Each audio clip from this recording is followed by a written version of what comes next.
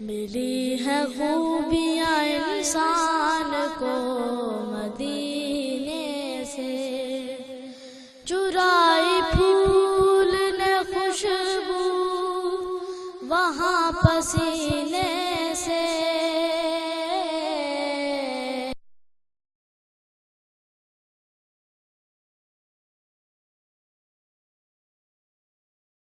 الحمد للہ رب العالمین، والصلاة والسلام علی حبیبہ محمد وآلہ وصحبہ اجمعین۔ اعوذ باللہ من الشیطان الرجیم، بسم اللہ الرحمن الرحیم۔ وعن عمرو بن العاص رضی اللہ تعالی عنہ قال آتیت النبی صلی اللہ علیہ وسلم فقلت ابسط یمینک ولا ابایعک۔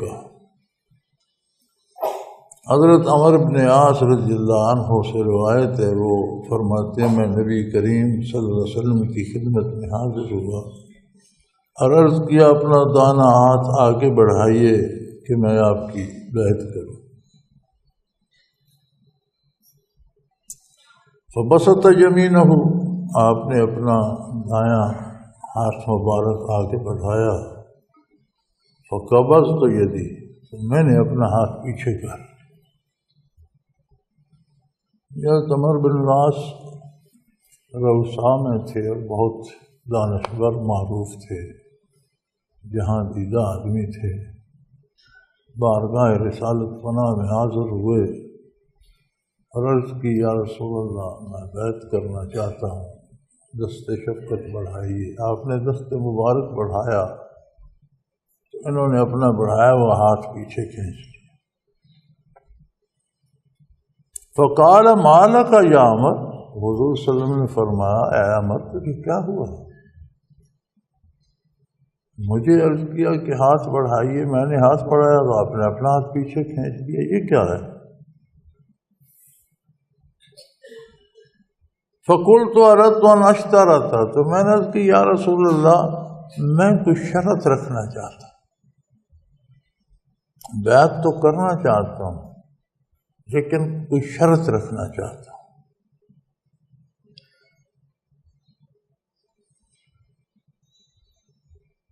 قال تشترط ماذا،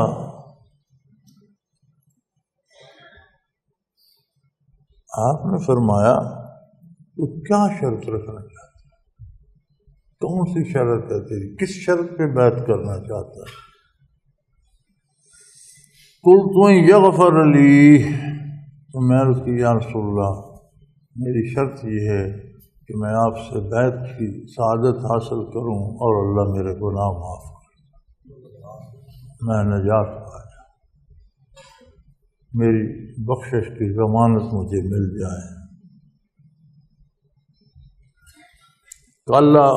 قال ما علمت یا عمر ان الاسلام یہدم ما کان قبلہ، تو آپ صلی اللہ علیہ وسلم نے فرمایا کہ عمر تو یہ نہیں جانتا کہ جو اسلام قبول کرتا ہے تو اسلام جب آتا ہے تو اپنے آنے سے پہلے کے سارے گناہ مٹا دے۔ کوئی بھی جب اسلام میں داخل ہوتا ہے تو اس کے پہلے کتنے گناہ ہیں، کسی چھوٹے بڑے کی قید نہیں ہے، صغیرہ ہیں کبیرہ ہیں، کوئی جتنی برائیاں غلطیاں کوتاہیاں ہو چکی ہیں وہ ختم ہو جاتی ہیں۔ وَأَنَّ الْهِجْرَةَ تَهْدِمُ مَا كَانَ قَبْلَهَا، اور یقیناً جب کوئی ہجرت کرتا ہے تو وہ بھی اپنے سے پہلے کے سارے گناہ مٹا دیتی ہے۔ ہجرت کا معاملہ بھی بڑا عجیب ہے، کیونکہ یہ جو جسمانی ہجرت تھی یہ تو فتح مکہ مکرمہ تک رہی۔ جب مکہ مکرمہ فتح ہو گیا، دارالاسلام بن گیا، تو ارشاد ہوا لا ہجرت بعد الفتح، مکہ فتح ہونے کے بعد ہجرت ختم ہو۔ لیکن یہ اتنا بڑا انعام ہے کہ ہجرت اپنے سے پہلے کے سارے گناہ مٹا دیتی ہے، تو کیا فتح مکہ کے بعد ساری امت خدا نخواستہ اس سعادت سے محروم ہو گئی؟ ایسا تو نہیں ہو سکتا۔ تو علماء کرام یہاں فرماتے ہیں کہ وہ ہجرت جو مادی اور جسمانی تھی وہ تو ختم ہو گئی، لیکن ہجرت کی حقیقی صورت جو ہے کہ گناہ یا نافرمانی یا غفلت کی زندگی کو چھوڑ کر اطاعت الہی میں آ جائے، یہ ہجرت ہے۔ جو وقت ضائع کر چکا، غفلت میں ضائع ہو گیا، نافرمانی میں ضائع ہو گیا، گناہوں کی نظر ہو گیا، وہ توبہ کر کے رجوع اللہ کر کے واپس نیکی اختیار کر لے تو علماء حق فرماتے ہیں یہ ہجرت قیامت ہے۔ اور حضور کا ارشاد عالی ہے کہ ہجرت اپنے سے پہلے تمام گناہوں کو مٹا دیتی، اس میں کوئی قید نہیں رکھی کہ بڑا گناہ نہیں مٹے گا، چھوٹا مٹ جائے گا، یا شرک نہیں مٹے گا یا کفر۔ فرمایا پہلے جو ہجرت سے پہلے جتنے تھے وہ مٹ جاتے۔ بات اس میں سمجھنے کی یہ ہے کہ جو ہجرت کرتا ہے اسے کیسے پتہ چلے کہ میرے گناہ مٹ گئے؟ ایسا تو بندے کو اس کے پاس کوئی نشانی، کوئی دلیل ہونی چاہیے کہ اسے ایک تسلی ہو جائے۔ اب یہ تو بڑے خوش نصیب لوگ تھے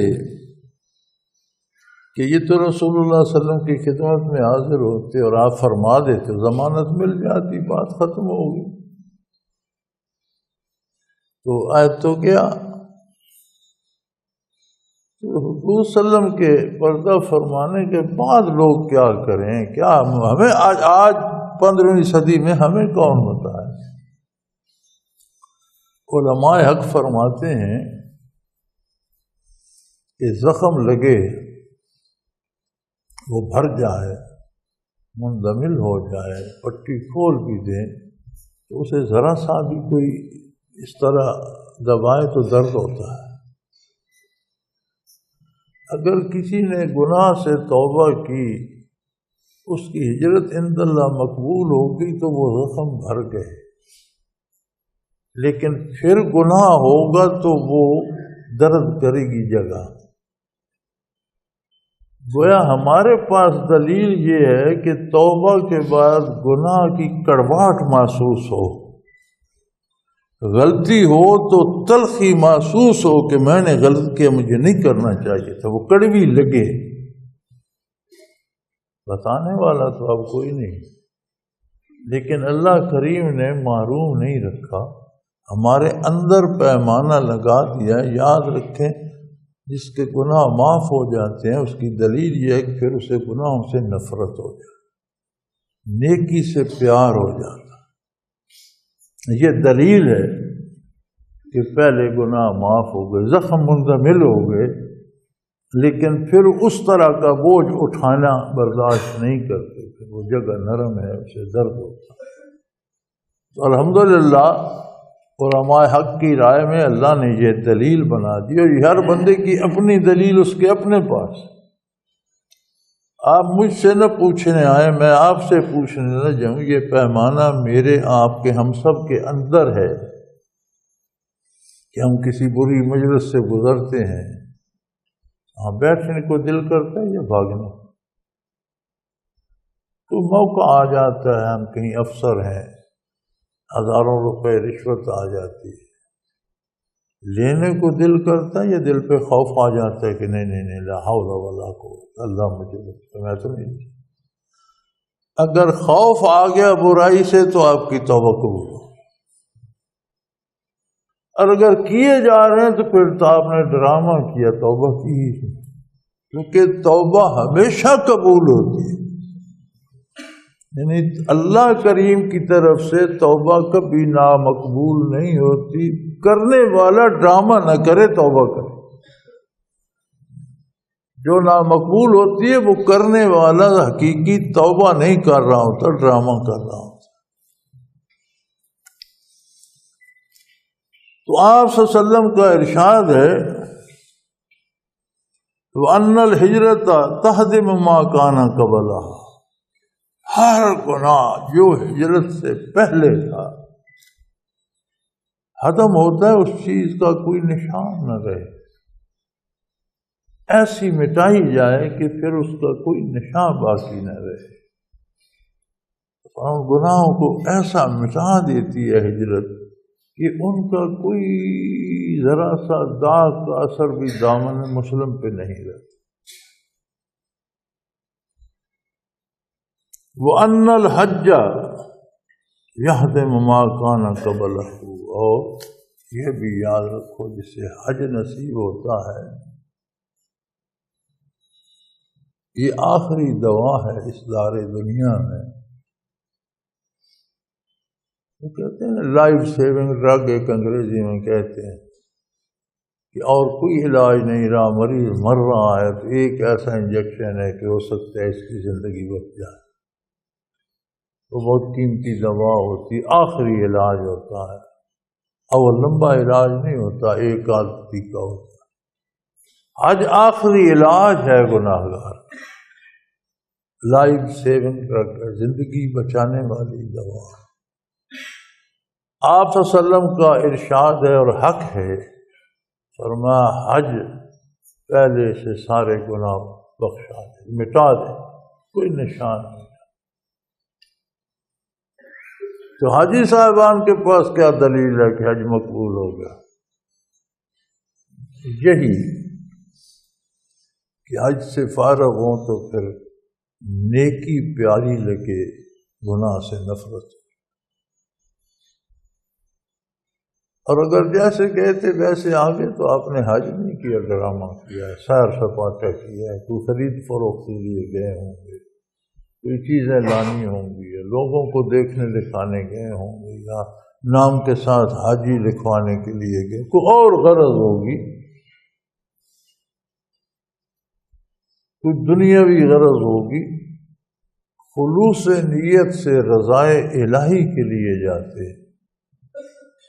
حج یوں بھی ہو رہے ہیں نا آج کل، تو ہمارا یہ لڑکا جو یہاں دارالعرفان میں ڈاکخانہ چلاتا ہے، ایک دن مجھے بتا رہا تھا کہ میں نورپور پوسٹ آفس میں ڈاک لینے گیا تو وہاں ایک بندہ بیٹھا تھا، اس کا جمع تھے پیسے اس میں ڈاکخانے میں، لوگ زیادہ بینک سے زیادہ ڈاکخانے میں جمع کراتے ہیں، کہتے ہیں وہ سود اس کی نسبت زیادہ دیتے ہیں، اللہ جانے اس میں حقیقت کتنی ہے، لیکن کہتے ہیں کہ ڈاکخانے والے سود زیادہ دیتے۔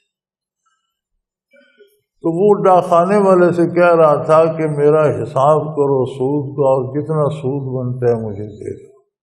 اس میں تو بہت سی رقم بنتی ہے، 2-2.5-3 لاکھ روپیہ بنتا ہے، تو اتنے پیسے کیا کرو گے؟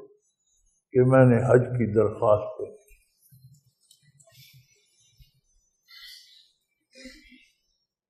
اب اگر ان پیسوں سے کوئی حج کرے گا تو گناہ کیا، ایک اور گناہ سزائے گا۔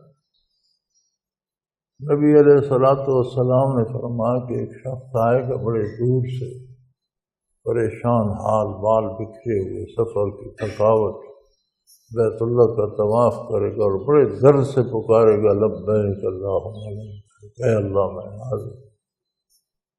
اسے کوئی جواب نہیں ملا۔ عرض کی یا رسول اللہ، دور دراز سے سفر بھی کرے گا، تھکا ماندہ آئے گا، پریشان حال، بکھرے بال، درد سے پکارے، جواب نہیں ملا۔ آپ نے فرمایا اس کا لباس حرام کا ہوگا، اس کی غذا حرام کی ہوگی، اس کے اخراجات حرام سے ہوں گے، سے جواب نہیں۔ اور اگر اس طرح کے حاجی جیسے جائے ویسے آ جائے تو وہ تو ہونا ہی ایسا ہے۔ مفسرین کرام لکھتے ہیں کہ حجاج کرام جو شیطانوں کو کنکریاں مارتے تھے تو وہاں سے کوئی نہیں اٹھاتا تھا، فرشتے اٹھا لیتے تھے۔ میں نے یہ بات اسرار تنزیل میں نقل کر دی۔ ہمارے ایک بزرگ ساتھی ہوتے تھے، یہ علاقہ غیر میں بہت بڑے عالم تھے، بہت اچھے نیک بتاتے تھے، بہت بڑا مدرسہ چلاتے تھے، تو ان کا خط آیا کہ حضرت آپ نے تو یہ لکھ دیا، میں اس دفعہ اہلیہ سمیت حج پر تھا، تو میں نے دیکھا رات کو سعودیہ کے ٹرک وہ کنکریاں اٹھا رہے ہیں، اتنی جمع ہو جاتی ہیں، تو آپ کہتے ہیں فرشتے اٹھا رہے ہیں۔ تو میں نے انہیں جواباً لکھا کہ میں نہیں کہتا، میں نے تو متقدمین کی روایت نقل کی ہے کہ حضرات یہ فرماتے ہیں، لیکن اس روایت میں یہ ہے کہ حاجیوں کی کنکریاں فرشتے اٹھا، جو سیر سپاٹے کے لیے گئے ہیں ان کی کنکریاں تو سعودیہ کے ٹرک کی اٹھائیں۔ اب اللہ جانے جو 30 لاکھ بندہ وہاں تھا ان میں حاجی کتنے تھے، حج کے لیے کتنے لوگ گئے تھے۔ اب جو وہاں جا کے ارکان کی پرواہ ہی نہیں کرتے،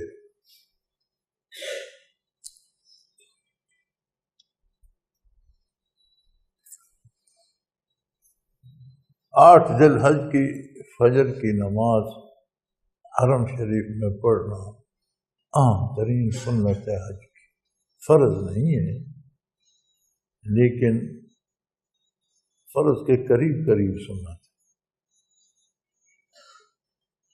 7ویں کو نکل جاتے ہیں کہ مینا میں اچھی جگہ قابو کر لیں، پھر لوگ عام آ جائیں گے، اپنا خیمہ وہاں لگا۔ تو بھئی یہ کیوں چھوڑ دیا رکن؟ جی یہ رکن نہیں ہے، یہ فرض تو نہیں ہے، نہ سنت ہے۔ خدا کے بندے اگر حج پر جا کر بھی سنتیں چھوڑنی ہیں تو جانے کی کیا ضرورت ہے؟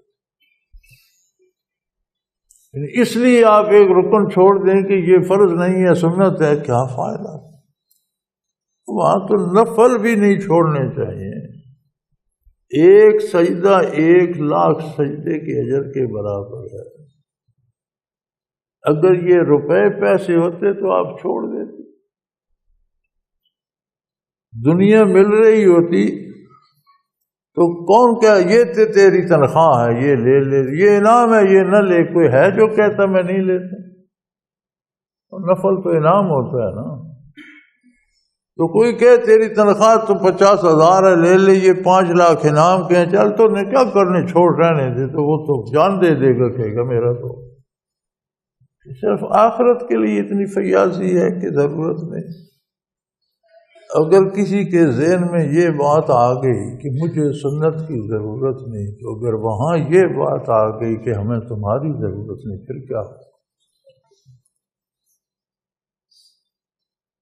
دیکھنا تو یہ ہے کہ تجھے سنت کی ضرورت نہیں، تو اگر صاحب سنت نے کہہ دیا، وہ نہیں فرماتے، وہ بہت قریب ہے، لیکن اگر انہوں نے کہہ دیا کہ مجھے تیری ضرورت نہیں، پھر کیا ہوگا؟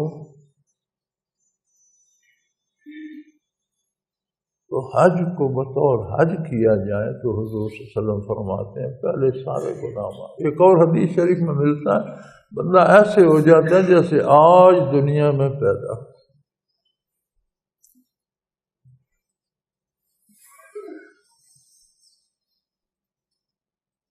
یہ مسلم شریف کی روایت ہے،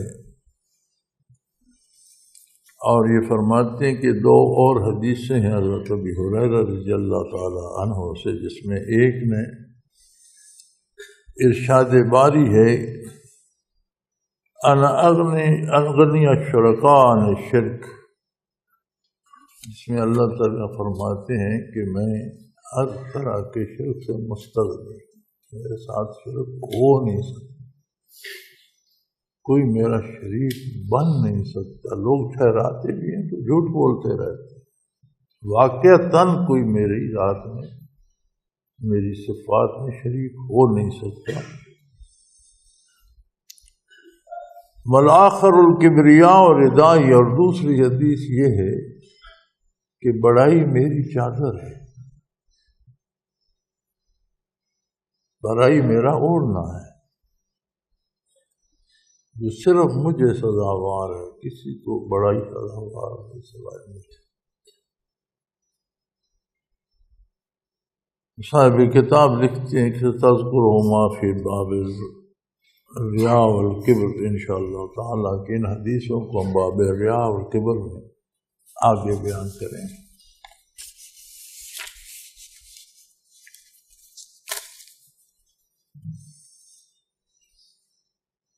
عن معاذ بن جبل قال قلت یا رسول اللہ اخبرنی بعمل يدخلني الجنہ ويباعدنی من النار۔ کیا عجیب لوگ تھے، اللہ نے اپنے نبی صلی اللہ علیہ وسلم کی رفاقت کے لیے خاص طور پر پیدا کی۔ بڑی عجیب لوگ تھے اور بڑے خوش قسمت، خوش نصیب، کھرے پکے مثالی انسان تھے۔ صرف 23 برس نزول وحی کا عرصہ ہے۔ ان اللہ کے بندوں نے 23 برسوں میں اتنے سوال پوچھے کہ قیامت تک کوئی سوال تشنے جواب نہیں رہا۔ کوئی سوال پیدا ہو تلاش کریں، مل جائے گا کہ یہ سوال صحابہ نے پوچھا تھا، حضور نے یہ فرمایا۔ اللہ ان پر کروڑوں رحمتیں نازل۔ حضرت معاذ بن جبل رضی اللہ تعالی عنہ فرماتے ہیں، میں نے عرض کی یا رسول اللہ صلی اللہ علیہ وسلم مجھے کوئی ایسا عمل بتا دیں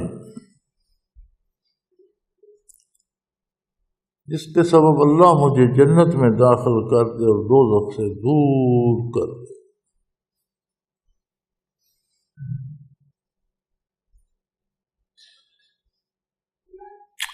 آپ صلی اللہ علیہ وسلم نے فرمایا قال لقد سألت عن امر عظیم۔ آپ نے فرمایا تو نے بہت بڑی بات پوچھی، بہت بڑا، بہت گہرا، بہت اہم سوال کر دیا۔ اگر جنت کا داخلہ یقینی ہو جائے، دوزخ سے نجات ہو جائے، تو اور انسانی زندگی ہے کیا؟ یہ تو ساری زندگی کا مسئلہ ہی حل ہو گیا۔ بہت بڑی بات پوچھی، لیکن فرمایا وَإِنَّهُ يَسِيرٌ عَلَى مَنْ يَسَّرَهُ اللَّهُ عَلَيْهِ۔ بہت بڑی بات ہے، لیکن جس پہ اللہ آسان کر دے بڑی آسان ہے۔ بڑی اہم بات ہے، بہت بڑی بات پوچھ لیا آپ نے، لیکن جس پہ اللہ آسان کر دے آسان ہے۔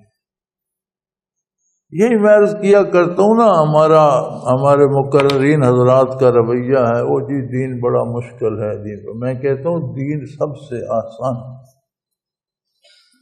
جنت کا راستہ سب سے آسان ہے، محنت کر کے دوزخ جانا پڑتا ہے۔ زمانے کی سختیاں برداشت کر کے، دنیا کے دکھ اٹھا کر، کڑی محنت کر کے بندہ دوزخ پہنچتا ہے۔ چور مشقتیں، ذلتیں برداشت کرتا ہے، ڈاکو، قاتل، بدکار، شرابی، زانی، یہ دوزخ والے سارے کام ان کے ساتھ دنیا کی مصیبتیں اور دنیا کی لعنتیں اور دنیا کے ہر طرح سے سختیاں بھی تو ان کے ساتھ ہیں بھائی۔ اور الٹی بات کرتے ہیں، کہتے ہیں یہ دین مشکل، تو یار یہ بدمعاشی مشکل ہے یا دین مشکل؟ دین چھوڑ کر جینا مشکل ہے۔ دوزخ جانے کا راستہ اللہ کریم نے بڑا مشکل بنایا، لوگ بڑی محنت کر کے وہاں پہنچتے ہیں۔ جنت کا کیا ہے؟ ایک توبہ، چند آنسو، سرد آہ، اے خدا تجھ کو منانا کس قدر آسان۔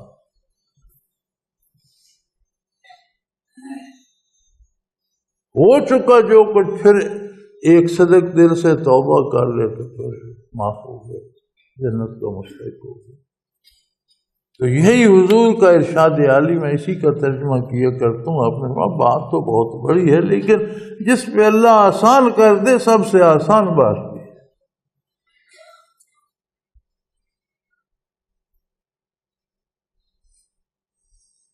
فرمایا تعبد اللہ ولا تشرک بہ شیئا، بنیادی بات جنت کا راستہ، اس کی ابتدا وہ کہاں سے الگ ہوتا ہے، اس کی نشانی صرف اللہ کی عبادت کی جائے، کسی طرح اس کی ذات یا صفات میں کسی کو شریک نہیں۔ یہ بڑی عجیب بات ہے، گناہگار سے گناہگار مسلمان کسی بندے کی عبادت تو نہیں کرتا، کسی بندے کے سامنے سجدہ نہیں دیتا، اس کے لیے نماز نہیں پڑھتا، تو پھر یہ آپ کے ارشاد عالی کا مفہوم کیا ہے؟ عبادت کسے کہتے ہیں؟ صرف نماز روزہ حج زکوٰۃ کی عبادت نہیں ہے، ہر وہ کام جو نفع کی امید پر اور نقصان کے یا نقصان کے ڈر سے کیا جائے کوئی بات نہیں۔ اللہ کی اطاعت اس امید پر کہ مجھ پر رحم فرمائے گا، نافرمانی اس ڈر سے کہ اللہ کریم ناراض ہوں گے، یہی عبادت۔ اب یہ چیز اگر ہم دوسری طرف لے جائیں، ایک بندہ کہتا ہے میرے لیے چوری کر لو، یہ رشوت لے لو، یہ برائی کر لو، ہم کہتے ہیں یار کام تو اچھا تو نہیں ہے، نہیں کروں گا تو یہ بندہ ناراض ہوگا اور اس کی ناراضگی مجھے نقصان دے گی، کروں گا تو یہ خوش ہوگا، اس کی خوشی مجھے فائدہ دے گی، امید ہے مجھ پر مہربانی کرے، تو پھر اور عبادت کس چیز کو؟ ہو گئی نا غیر اللہ کی عبادت، شرک تو ہو گیا نا۔ یہ عبادت تلاش کریں کون نہیں کرتا، یہ کوئی نہیں کہ کسی بندے کی طرف کو منہ کر کے 2 رکعت نفل پڑے اس کے، ایسا کوئی نہیں کرتا، لیکن نفع کی امید یا نقصان کے ڈر سے حکم الہی کو چھوڑ کر غیر اللہ کی بات، ہاں اللہ کا حکم ہے جہاں امیر کی اطاعت کرو، لیکن جہاں جھگڑا ردوہ الی اللہ و الی رسول، جہاں بات شبہ میں پڑ جائے کہ یہ اللہ رسول کی بات ہے یا امیر کی ذاتی رائے ہے، تو بات واپس لے آؤ بارگاہ رسالت، وہاں سے ثابت ہے تو اللہ کی بات ہے، وہاں سے ثابت نہیں ہے تو ماننا ضروری نہیں ہے۔ امیر بھی ایک انتظامی افسر، ایک نمائندہ ہے جو اللہ کا حکم اور اللہ کے نبی کی بات ہم سے منوانے کا اختیار رکھتا ہے، ذاتی رائے نہیں چھوڑ سکتا۔ جہاں جھگڑا ہو جائے آپ سمجھیں کہ نہیں یہ ذاتی بات منوانا چاہتا ہے تو فردوہ الی اللہ و الی رسول، بارگاہ رسالت میں آ جاؤ، اللہ کی بارگاہ میں پیش کرو۔ تو فرمایا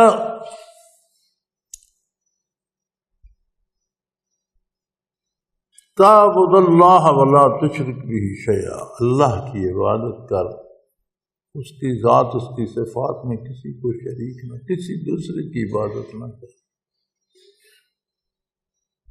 وَتُقِيمَ الصَّلَاةَ، یہ تو راستہ متعین ہو گیا، اب اس پر چلنا کیسے؟ فرمایا اس کے قدوم ہے نماز کو قائم رکھ، فجر، ظہر، عصر، مغرب، عشاء، تو فاصلہ طے کرتا جا، تو چل رہا ہے۔ تقیم الصلاۃ، نماز کو قائم رکھ، قائم کرنے کا مطلب یہ ہے کہ ایک تو بنیادی طور پر اس کے سارے ارکان کا تحفظ کیا جائے، اوقات کا، لباس کے پاک ہونے کا، وجود کے پاک ہونے کا، وضو کا، پھر زیادہ بہتر صورت جماعت نصیب ہو جائے، مسجد نصیب ہو جائے، نہیں تو جہاں اکیلے پڑھ لے اتنی ساری مسجد ہے۔ اور دوسرے بے نمازیوں کو دیکھ کر اپنی تو نماز نہ چھوڑ دے، بلکہ تیری نماز ایسی قائم ہو کہ دوسرے بھی شاید تیری نقل کریں، دوسرے تو اسے نمازی۔ اقامت صلاۃ یہ ہے کہ ماحول کو تو نماز کی طرف، تیری وجہ سے اور لوگ نمازی ہوئے، یہ نہ ہو کہ تو دوسروں کو دیکھ کر اپنی نمازیں چھوڑ دے۔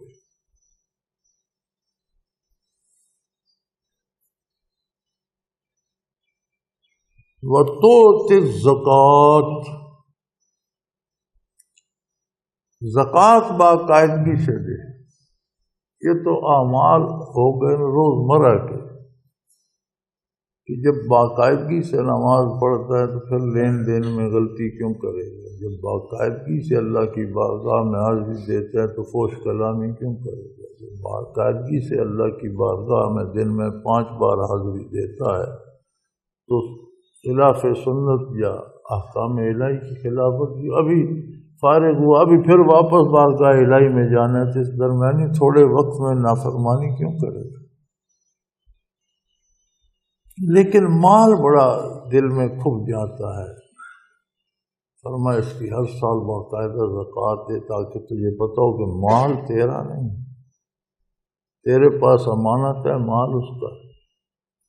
اس کا حکم ہے کہ 39 تو کھا جا، 40 میں سے ایک میرے نام پہ خرچ، تجھے پتہ رہے کہ مال میرا ہے۔ وتصوم رمضان، رمضان المبارک کے روزے رکھ کہ تجھے احساس ہو جائے کہ کائنات میں میرا اپنا کچھ بھی نہیں، جو گھونٹ پانی کا پیتا ہوں یہ بھی اس کا ہے، اس نے روک دیا تو نہیں پی سکتا، جو لقمہ کھاتا ہوں اس کا، جو زوج عطا کی اس نے عطا، میرا اپنا کچھ نہیں ہے، سب اس کا ہے۔ وہ اجازت دے گا تو استعمال ہوں گی چیزیں، اجازت جب اس نے روک دیا روک۔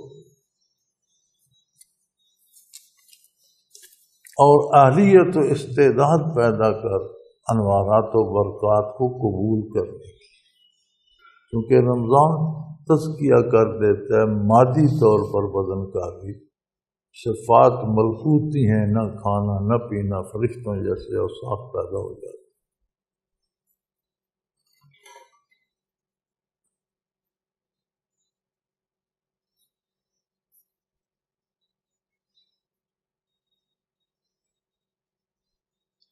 وتحج البیت، پھر اگر حج فرض ہو تو حج کر۔ یہ سارے کیا ہیں؟ یہ سفر طے ہو رہا ہے، جنت کی طرف بڑھ رہا ہے، ان میں کوئی سواری ہے، کوئی اس کے اجزاء ہیں، کوئی اس میں تیل ہے، کوئی اس میں پیٹرول ہے، کوئی اس کا ڈرائیور ہے۔ اب ان میں سے اگر ایک پہیہ پنچر ہو گیا تو بھی مزہ نہیں آئے گا، اور اگر اس میں تیل ختم ہو گیا تو بھی بات نہیں بنے گی، اگر ڈرائیور آپ نے اتار دیا تو بھی کام ادھورا ہوگا۔ حضور نے فرمایا یہ سارے ارکان پورے ہوں گے تو پھر سفر طے ہوگا۔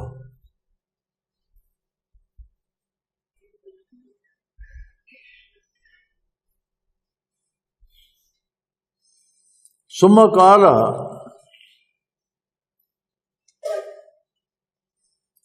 الا ادلک علی ابواب الخیر،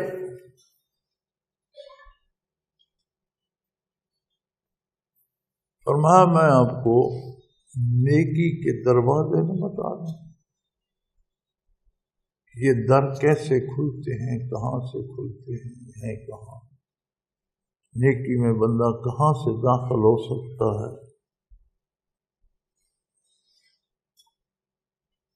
الصوم جنہ، فرمایا باب خیر یہ ہے کہ روزہ ڈھال ہے، تیر تلوار کوئی جان لینے والی زخم لگانے والی چیز جو آتی ہے ڈھال اس کو روکتی ہے، تحفظ۔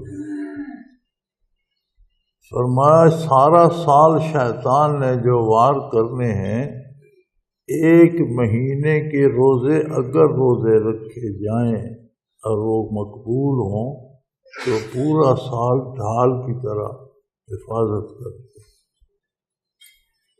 تو اپنے رمضان کا امتحان بھی یہی ہے کہ رمضان شریف سے مجھ میں کیا مثبت تبدیلی آئی، گناہوں سے مجھے تحفظ مل گیا تو پھر میرا رمضان ہے، اور اگر شمال کا چاند نظر آیا اور میں پھر پہلے جیسا ہی ہو گیا، تو میں نے ایکٹنگ ہی کی ہے، پھر تکلیف ہی اٹھائی ہے، بھوک پیاس ہی بھگتی ہے، ملا تو کچھ نہیں۔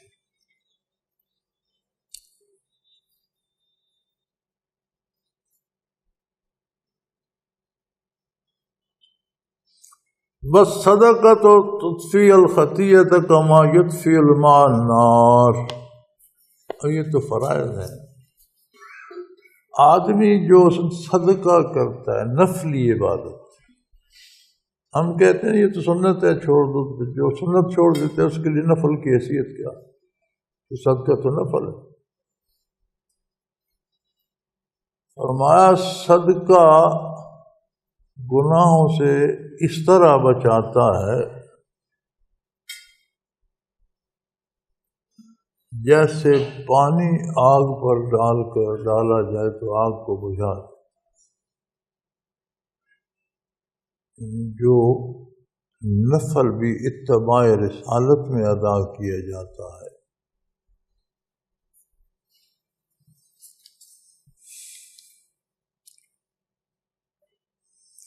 مجھے یاد نہیں، غالباً حضرت ابن عمر رضی اللہ عنہ تھے یا کون تھے، صحابی تھے، مجھے یاد نہیں ہے صحیح نام۔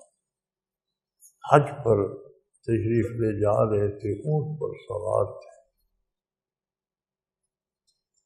راستے میں ایک جگہ سے گزرے تو اس طرح پالان کے ساتھ لگ گئے،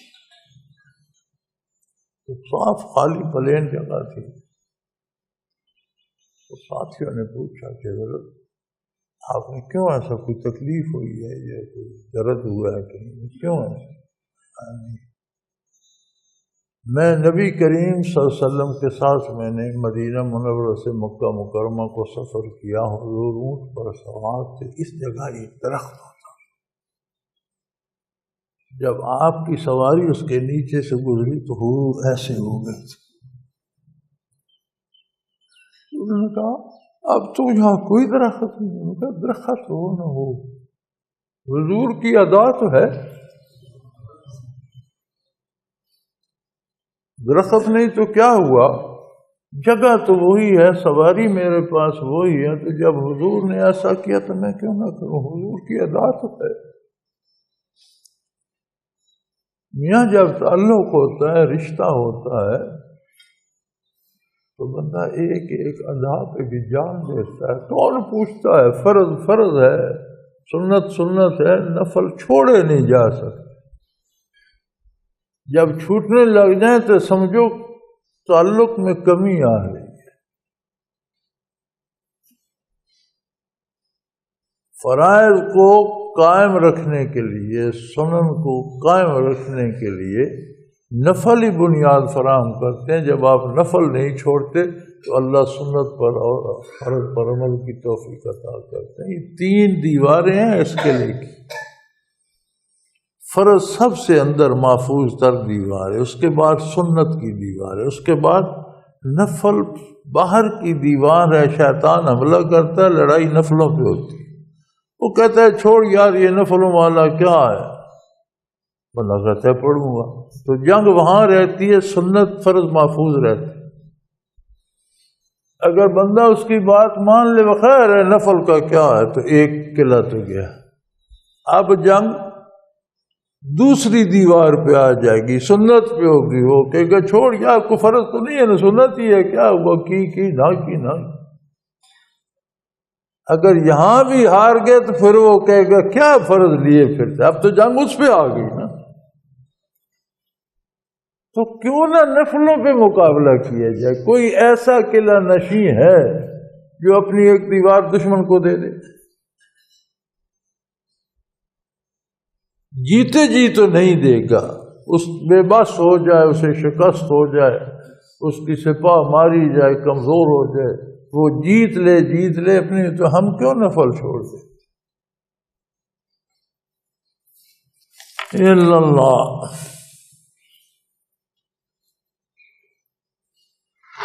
فرمایا صدقہ گناہوں کو ایسے مٹاتا ہے جیسے آگ پر پانی ڈالا جائے تو وہ مٹ جاتی ہے۔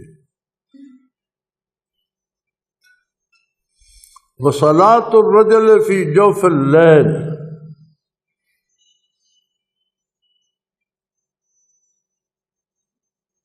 اور پھر رات کی نماز بندہ رات کو تہجد ادا کرے، نوافل پڑھے۔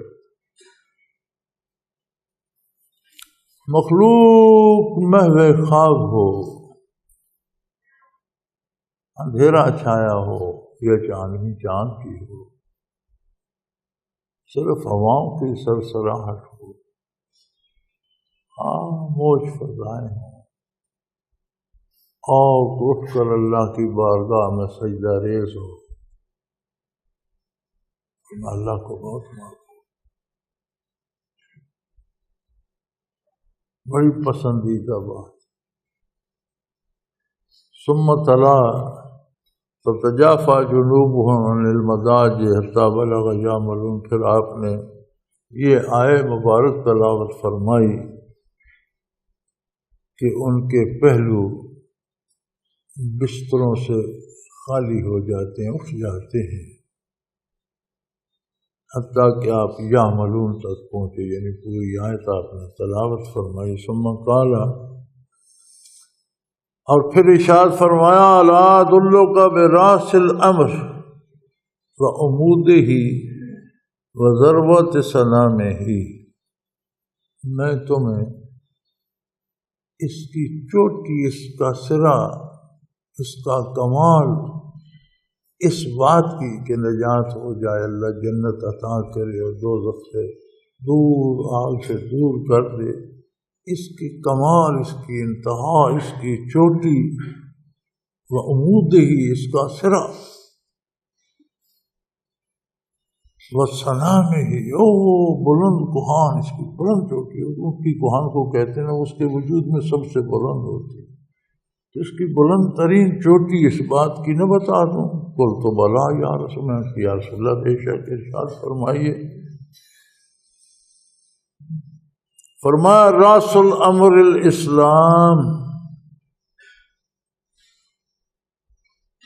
فرمایا سب سے چوٹی کی بات اسلام کا دامن پکڑ لو اور چھوٹنے نہ پائے، اپنی پوری زندگی میں مسلمان بن کر دکھاؤ، عملاً مسلمان، قولاً فعلاً، کماؤ مسلمان، خرچ کرو مسلمان، سفر کرو مسلمان، قیام کرو، حرکت و سکون سے پتہ چلے یہ مسلمان۔ حضرت رحمۃ اللہ سے کسی نے یہ عرض کی کہ حضرت اہل اللہ تو چیدہ چیدہ لوگوں کو اور بڑے پڑھے لکھے عالم جو دینی علم جانتے ہوتے تھے اور بڑے باعمل ہوتے تھے، ان کو سلوک سکھاتے تھے، باقی مریدوں کو تسبیحات وغیرہ بتا دیتے تھے، یہ تو قیمتی چیز ہے، آپ ہر بندے کو سکھانا شروع کر دیا آپ نے، یہ کیا ہوا؟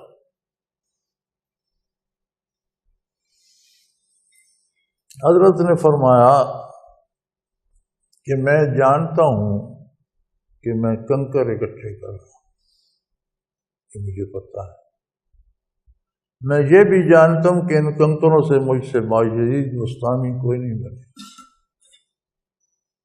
لیکن میں چاہتا یہ ہوں کہ اس راہ پہ لگ کر کچھ لوگ تو ایسے ہو جائے جنہیں دیکھ کر کہا جا سکے کہ ایسے مسلمان ہوتے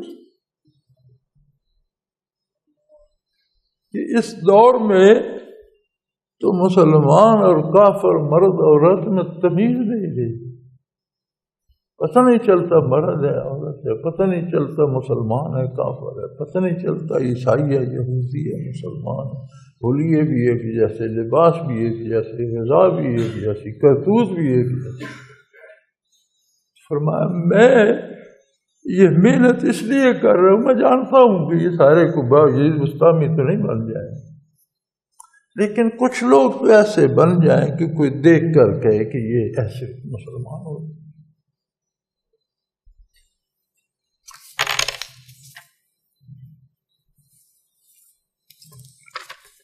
اللہ فرمایا اس کی چوٹی اسلام ہے، وعمودہ الصلاۃ، اور اس کا عمود اور ستون، اسے قائم رکھنے والی بات نماز۔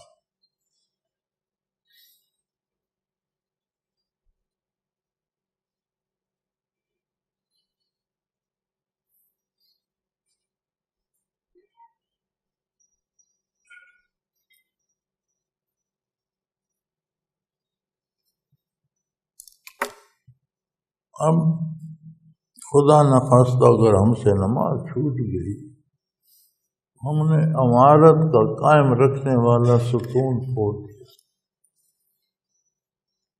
اسلام امارت ہے نا، اسلام گھر ہے۔ اب اس میں آپ صلی اللہ علیہ وسلم نے فرمایا عمود مرکزی ستون جو ہے وہ نماز ہے۔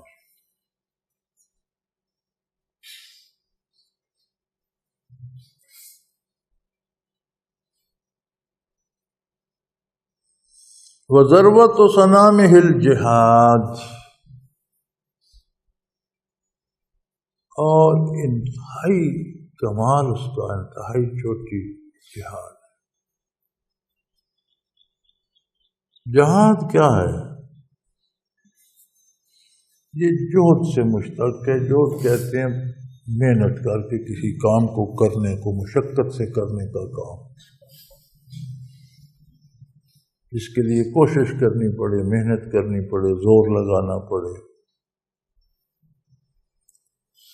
ایک صورت جہاد کی ہے جہاد بالسیف، جو میدان کارزار میں لڑا جاتا ہے، اس کی صورت معین ہے۔ جس ادارے کو آپ حکومت کہتے ہیں، جس کو آپ نے ملک کا انتظام چلانے کا ذمہ دار ٹھہرایا، یہ اس کی ذمہ داری ہے کہ وہ فیصلہ کرے کہ کب لڑنا ہے، کس کے خلاف لڑنا ہے، کیوں لڑنا۔ جہاد کے لیے یہ جہاد نہیں کہ جو اٹھے بندوق لے کر دوسرے کو گولی مار دو کہ میں جہاد کر رہا ہوں، یہ جہاد نہیں، یہ فساد ہے۔ لیکن یہ جہاد تب فرض ہوتا ہے جب ریاست اسلامی کو کسی کافر ریاست سے خطرہ لاحق۔ یہ جو کہا جاتا ہے نا کہ اپنے اقتدار میں ہر کوئی ایسا ہی کرتا ہے، جب مسلمانوں پہ اقتدار تھا تو انہوں نے بھی معلوم دنیا کے 3 حصے روند ڈالے تھے، اگر آج امریکہ روند رہا ہے تو کیا فرق پڑتا ہے؟ ایسی بات نہیں ہے، مسلمانوں نے دنیا نہیں روندی تھی۔ اسلامی ریاست صرف مدینہ منورہ تھی، جس سے مکہ والوں سے خطرہ محسوس ہوا، مکہ مکرمہ فتح ہو۔ کیسر و کسریٰ کی فوجیں سرحدوں پر آ گئیں، کیسر و کسریٰ کی حکومتیں فتح ہو۔ جو کافر حکومت اسلامی ریاست کے لیے خطرہ بنتی گئی، اس کے ساتھ جہاد ہوتا گیا، امیر ریاست کے حکم پر، امیر المومنین کے حکم پر، اور اللہ کی شان وہ مسلمانوں کو فتح دیتے چلے گئے، حتیٰ کہ ایک وقت ایسا آیا کہ جرنیلوں نے سیدنا فاروق اعظم رضی اللہ عنہ سے پوچھا کہ 7 کی ریاست میں حملہ کر دیں۔ انہوں نے فرمایا کیا یہ ہماری ریاست کے لیے خطرہ بن رہے ہیں؟ کہ ان کی ضرورت کیا ہے؟ فرمایا کیوں حملہ کر دیں؟ ہم دفاعی جنگ لڑتے ہیں، کسی پر زیادتی نہیں، کسی کا ملک چھیننے کے لیے نہیں، کسی پر مسلط ہونے کے لیے نہیں۔ تو مسلمانوں نے روندا نہیں، اپنے دفاع میں آگے بڑھتے گئے، جو خطرہ بنا اسلامی ریاست کے لیے اس سے مقابلہ کرتے گئے۔ تو جہاد یہ ہے کہ جہاں ایسی صورت ہو تو وہ ادارہ جو امیر ہے، جو حاکم ہے، جسے آپ حکومت کہتے ہیں، وہ فیصلہ کرے، پھر وہ صورتیں متعین کرے، وہ اہتمام کرے، وہ اخراجات دے، وہ اسلحہ دے، وہ سواری دے، وہ تربیت دے۔ یہ فساد ہے، جس کا دل چاہے اٹھے اور جس کو جانتے نہیں گولی مار کے میں جہاد کر رہا ہوں۔ یہ جو گھر گھر دہشت گردی ہو رہی ہے، جہاد نہیں، یہ فساد ہے۔ اور یہ جہاد وقتی ضرورت ہے، ایسی صورتحال پیدا ہو تو ہوگا۔ تو ایک بندہ پیدا ہوتا ہے، اس کے مرنے تک یہ صورتحال پیدا ہی نہیں ہوتی، تو وہ جہاد کہاں کرے گا؟ کیونکہ سب کا کمال تو جہاد ہے۔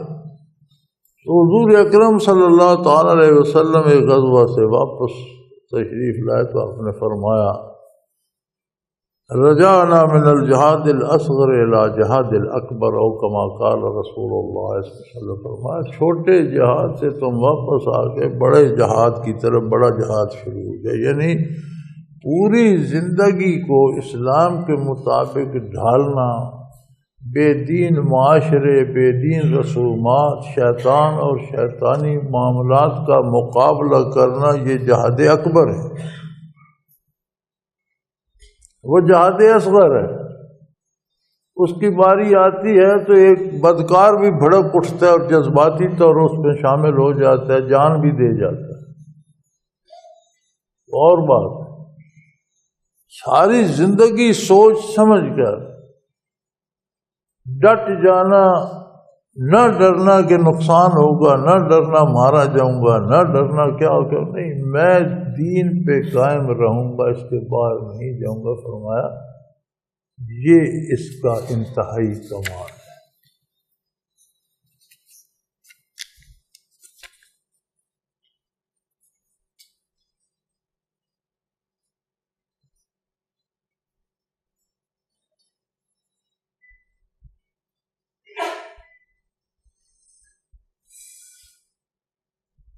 ثم قال لا اخبرک بملاک ذلک کلہ، پھر فرمایا میں تجھ کو ایک ایسے کام کی جس پر اس کا مدار ہے اس کی خبر نہ دوں؟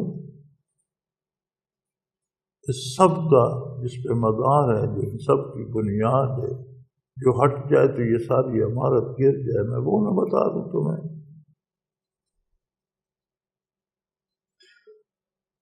قلت یا نبی اللہ، اے اللہ کے نبی ضرور ارشاد فرمائیے۔ فاخذ بلسانہ، تو آپ نے اپنی زبان مبارک کو اس طرح پکڑا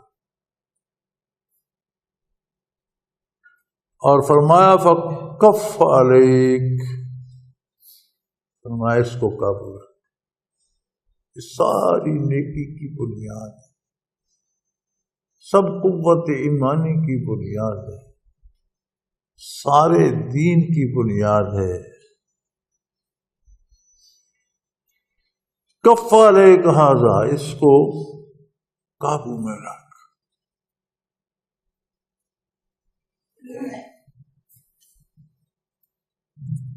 یہ عجیب لوگ تھے، انہوں نے پھر عرض کی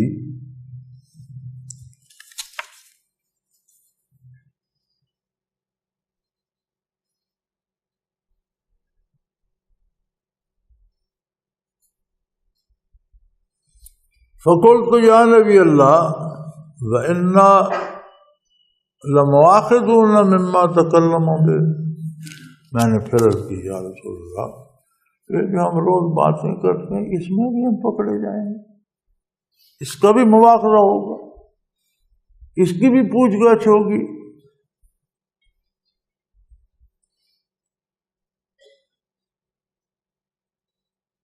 قال تکلت امک یا معاذ، یہ عربی محاورہ ہے، تیری ماں تجھ پر روئے اے معاذ۔ هل يكب الناس في النار على وجوههم او على مناخرهم الا حصائد السنتهم، کہ لوگ منہوں اور ناکوں کے بل جہنم میں کیوں گرائے جائیں گے؟ ان کی زبان کی وجہ سے۔ ہر برائی کی بنیاد یہ فراہم کرتی ہے، ہر لالچ کی بنیاد یہ فراہم کرتی ہے، ہر گناہ کی بنیاد ابتدا اسی سے۔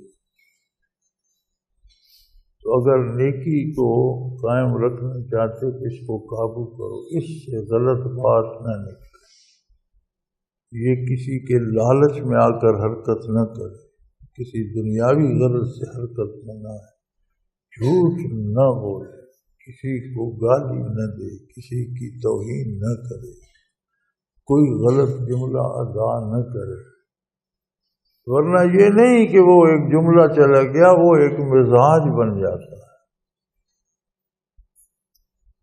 اس کا ایک اثر ہوتا ہے، پوری فضا میں بھی ہوتا ہے اور اپنی ذات پر بھی۔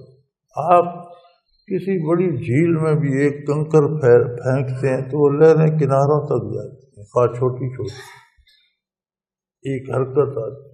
ہم جو کلمہ کہتے ہیں پوری فضا میں حرکت آتی ہے، جنبش آتی ہے، وہ کائنات میں پھیلتا ہے، اس سے ذرا ذرا متاثر ہوتے ہیں، کھیتیاں، باڑیاں، جانور، حیوان، فضا، ستارے، چاند، سورج تک اس کا اثر جاتا ہے۔ کہ جب اتنی دور اس کا اثر جاتا ہے تو جو ہم اس کے کرنے والے یا مرکز ہیں، ہم پر کتنا آتا ہوگا؟ اس کی وجہ سے ہمارا مزاج بنتا ہے، نیک یا بد۔ حضور اکرم صلی اللہ علیہ وسلم نے اپنی زبان مبارک کو اس طرح پکڑ کر فرمایا، اس کی حفاظت کر، اس کو محفوظ، اس کو قابو رکھ۔ یہ ساری نیکیوں کی بنیاد۔ اگر تیری زبان نامناسب ناروا ہو جائیں گی، تیرا مزاج بدل جائے گا، تیری عبادات خراب ہوں گی، تیرے معاملات خراب ہوں گے، تیرے تعلقات خراب ہوں گے۔ ہم دیکھتے ہیں ایک ایک جملے پر قتل عام ہو جاتا ہے، آبادیاں اجڑ جاتی ہیں، ایک ایک جملے پر بھائی بھائی کو مار دیتا ہے، ایک ایک جملے پر کیا کیا نہیں ہوتا۔ تو فرمایا آقا نام صلی اللہ علیہ وسلم نے، یہ ساری باتوں کی بنیاد تیرے قابو میں ہے۔ 32 دانوں کے غلاف میں، منہ کے غلاف میں، تیرے قابو میں اللہ نے کتنی محفوظ کر، تو منہ پھاڑ کے اسے کیوں استعمال کرے؟ اس قادر کریم نے اتنی حفاظت سے ایک ایسے صندوق میں بند کر کے تجھے دی ہے، تو تو اس سے ضرورت کا کام لے، نیکی کی بات کر، اللہ کی عظمت بیان کر، مخلوق کو سچ بتا، انصاف کی بات کر، یہ تو درست۔ اب اس سے تیر برسانا اور اس سے گولے برسانا شروع کر دے تو جو اگلے کا نقصان ہوگا، جو رد عمل میں تجھ پہ آئے گا تباہ تو بھی ہو جائے گا۔ اگر ہمارا ایک جملہ فضا کو آلودہ کرتا ہے اور اللہ کی اتنی مخلوق کو متاثر کرتا ہے، برائی کی طرف کھینچتا ہے، تو پھر اس کا رد عمل ہم پر کتنا آنا چاہیے؟ دیکھنا تو یہ ہے نا، ہم پر رد عمل اس جملے کا نہیں آئے گا، جتنی مخلوق اس سے متاثر ہوئی ہے اس کا رد عمل پھر بات کرنے والے پر آئے گا، اس کا اپنا مزاج کتنا بگڑے گا۔ حضور اکرم صلی اللہ علیہ وسلم نے فرمایا، اس کو قابو رکھ، اس کی حفاظت کر۔ وآخر دعوانا ان الحمدللہ رب العالمین۔ الحمدللہ رب العالمین والصلاة والسلام علی اللہم ربنا لا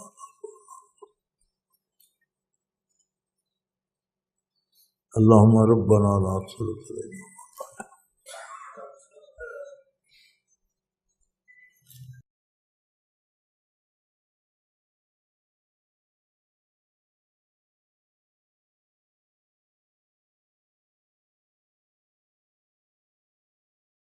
حضرت امیر محمد اکرم آوان مد ظلہ العالی دارالعرفان منارہ ضلع چکوال میں سالہ سال سے قرآن و حدیث کے اوپر خطابات کر رہے ہیں اور سلسلہ نقشبندیہ اویسیہ کے مطابق لوگوں کو ذکر الہی کی تربیت دے رہے ہیں۔ وہ قرآن پاک کی تفسیر ترتیب وار بیان کر رہے ہیں۔ تفسیر قرآن کو وہ موجودہ ملکی اور بین الاقوامی حالات کے مطابق بیان کرتے ہیں۔ موٹر وے سے کلر کہار کے انٹرچینج سے نکلتے ہوئے، کلر کہار کی جھیل سے ہوتے ہوئے، میانی، بوچھال اور نور پور سے گزرتے ہوئے دارالعرفان منارہ پہنچ سکتے ہیں۔ حضرت امیر محمد اکرم آوان نے بچیوں اور بچوں کی دینی اور دنیاوی تعلیم کے لیے سقارہ اکیڈمی کے نام سے ایک درسگاہ بھی قائم کی ہے، جس کا افتتاح ملک پاکستان کے صدر جنرل محمد ضیاء الحق نے اپنے دست مبارک سے کیا تھا۔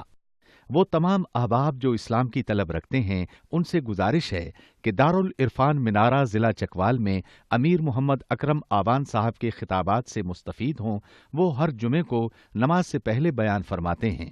ہر ماہ کی پہلی اتوار کو ماہانہ اجتماع ہوتا ہے جس میں آپ خصوصی خطاب فرماتے ہیں اور پاکستان کے چاروں صوبوں سے احباب اس اجتماع میں شرکت کرتے ہیں۔ اس کے علاوہ یہاں سال میں 2 مرکزی اجتماعات بھی ہوتے ہیں، ایک رمضان المبارک میں اعتکاف کا اجتماع اور دوسرا جولائی اور اگست میں 40 دن کا اجتماع ہوتا ہے جس میں روحانی تربیت کی جاتی ہے۔ اپنا خون سیماب دے کر اتنا ہم کر جائیں گے، نام آقا کا چمن میں پھر رقم کر جائیں گے۔